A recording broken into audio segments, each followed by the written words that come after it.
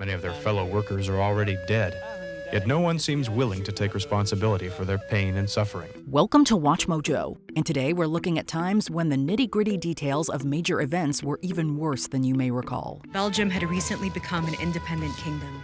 Its ruler, Leopold II, wanted to acquire what he called a slice of this magnificent African cake.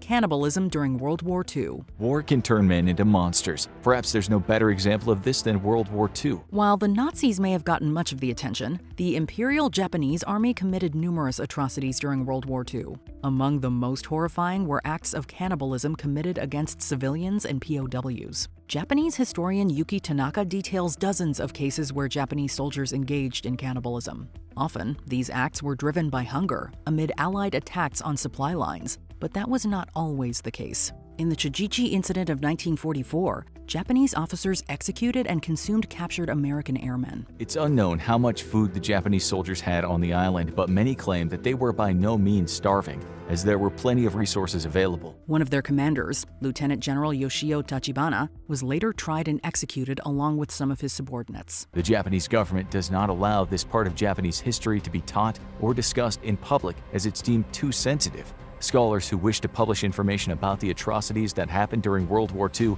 have to leave Japan to do so. The U.S. soldiers of the My Lai Massacre. One morning in March, Task Force Barker moved out from its firebase headed for Pinkville.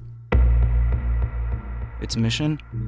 Destroy the trouble spot and all of its inhabitants. The My Lai Massacre is one of the worst crimes in U.S. military history. Hundreds of unarmed Vietnamese civilians were brutalized and murdered by American soldiers in 1968. It's going to be a free-for-all. You can shoot anything you want, anything that moves, as long as he's not one of your own. Warrant Officer Hugh Thompson Jr. and his crew saved as many Vietnamese civilians as they could. He ordered his crew to open fire on their fellow soldiers if they continued the slaughter, evacuating those he could and reporting the incident to his superiors. The U.S. government then attempted to cover up the event. Lieutenant William Calley Jr., the only man convicted, served just 3 years under house arrest after President Nixon reduced the length and severity of his sentence. The population of the village had been 300 to 400 people, and that very few, if any, escaped.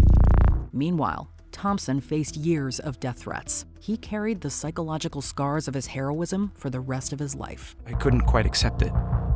Somehow, I just couldn't believe that not only had so many young American men participated in such an act of barbarism, but that their officers had ordered it. The Partition of India. August 1947. The British are quitting India nearly 200 years after they took power. World War II led to the release of many colonial holdings by major powers. The most significant example is the 1947 Partition of India. It was meant to bring peace. British India was spun off into a mostly Hindu India and mostly Muslim Pakistan. As a British barrister draws a line on a map, a once peaceful land implodes. Instead, it unleashed chaos. Critical boundaries were drawn by a British lawyer with little understanding of local complexities. This led to one of history's largest migrations. Around 15 million people fled across hastily drawn borders, often facing violent mobs, starvation, and disease. At least 1 million die in the process. And with this huge mass of humanity just moving along, barefooted, no food, thirsty, it was a terrible sight. Communal hatred exploded into massacres, sexual violence, and kidnappings. An estimated 1 to 2 million were killed. The scars remain visible today. It was so senseless, so utterly senseless. And yet, there's nothing you can do about it. The current India-Pakistan nuclear conflict makes their shared border one of the most dangerous flashpoints in the world. Paragraph 175. In the 1920s and early 1930s, Berlin was a beacon of gay progress. Berliners largely ignored paragraph 175, Germany's anti-sodomy law, enacted in 1871. But as long as the law existed, so did the threat of blackmail and prison. Its thriving gay scene made Berlin the global capital of queer culture, full of gay bars and entertainment. But the rise of the Nazis shattered this haven. Gay people became prime targets for persecution, seen as symbols of the so-called public immorality eroding Germany. Within a month, the Nazis ordered most of Berlin's homosexual and lesbian nightclubs, dance halls, and bars closed. Paragraph 175. A law criminalizing intimate acts between men was weaponized by the Nazis. Over 100,000 men were arrested. Thousands were subsequently sent to concentration camps. Marked by pink triangles, many were tortured, experimented on, and killed. The Nazis saw male homosexuality as a contagious disease that corrupted and weakened the blood of the German people. Astonishingly, the post-war German government upheld paragraph 175. The statute was enforced in various forms for the next 50 years until it was removed from the German Criminal Code in 1994. In 2017, Germany overturned paragraph 175 convictions from 1949 to 1969, a small step toward justice. Friedrich's partner of 28 years, Bernd, died without seeing justice. He regrets not being able to share this milestone with the man he shared his life with. Government-backed terrorist radio in the Rwandan genocide. The 1994 Rwandan genocide is widely recognized for both its staggering loss of life and the world's inaction. Up to 800,000 lives were snuffed out in about 100 days, and the world watched it happen. The UN mission was not given a mandate to intervene and stop the killing. A lesser-known yet undeniably horrifying aspect of the massacres was the role of state-sponsored media. Radio-Télévision Libre des Mille Collines, a radio station backed by the Hutu-led government, broadcast hate-filled propaganda. Day in and day out, radio, the primary source of mass communications, dehumanized the Tutsi minority by referring to them as, quote, cockroaches. DJs explicitly called for their extermination. Neighbors killed neighbors, and some husbands even killed their Tutsi wives, saying they will be killed if they refused. This orchestrated media campaign not only fueled the genocide, but also mobilized ordinary citizens to commit atrocities against their neighbors. Mass media was a propaganda tool deadlier than any gun or machete. More than 1.2 million people were tried in local courts for their role in the genocide, and dozens of senior Hutu officials were convicted at a UN tribunal in neighboring Tanzania. The Holodomor. A new law punished anyone who took even a handful of grain or was caught hiding grain or bread with 10 years in prison or the death penalty. You've heard about the war in Ukraine after the 2022 invasion. Maybe you even know about the Russian annexation of Ukrainian Crimea in 2014. But did you know about the disputed human-made famine during Soviet Ukraine in 1932? The Holodomor, or death by hunger, wasn't just a famine though. It's considered by many as an act of terror by Joseph Stalin's regime. In the fall and winter of 1932, Soviet police began seizing not just grain, but anything edible, even livestock. Soviet soldiers and officials confiscated Ukrainian grain. Worse, they banned trade and prohibited many villagers from leaving their homes. The plan gave Stalin direct control over grain production, which meant he could extract all of the crop to sell to the West as a way to fund Soviet industrialization. Millions of Ukrainians starved to death. To ensure the world wouldn't know, the Soviet government suppressed census data. They even executed statisticians who exposed the population collapse. This wasn't just mass starvation, it was a mass erasure, engineered to break the Ukrainian spirit and erase their identity.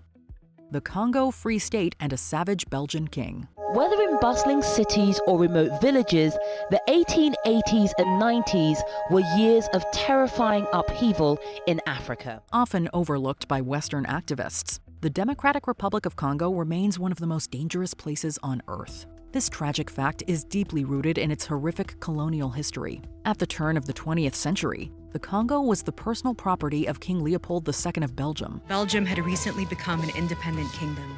Its ruler, Leopold II, wanted to acquire what he called a slice of this magnificent African cake. Leopold ruled his massive, profitable state with unrelenting savagery. He turned the entire region into a nationwide labor camp. He forced millions into working in rubber and ivory extraction.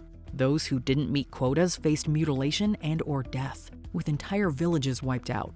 An estimated 10 million people perished during his reign of terror. The regime dramatically upended daily life in agriculture, causing widespread starvation and disease. Meanwhile, King Leopold built monuments and private estates with the wealth he extracted. While the Congo was eventually taken from him, the scars of his greed and inhumanity are permanently etched into the nation's soul. In the space of just 20 years, 90% of Africa was brought under European occupation. The suffering of the Hibaksha. Then came something that would forever change perception of the bomb. A common narrative in the West is that the nuclear attacks on Hiroshima and Nagasaki were necessary evils. Historians have debated that belief ever since. Very little discussion, though, is had about the Japanese citizens who survived the bombs. The atomic bombings claimed a combined death toll of nearly 250,000. For survivors, known as hibakusha, the nightmare was only beginning. Beyond the searing trauma of lost loved ones and destroyed homes, they faced many health issues. A mysterious illness began to spread. I noticed it from about the 4th day.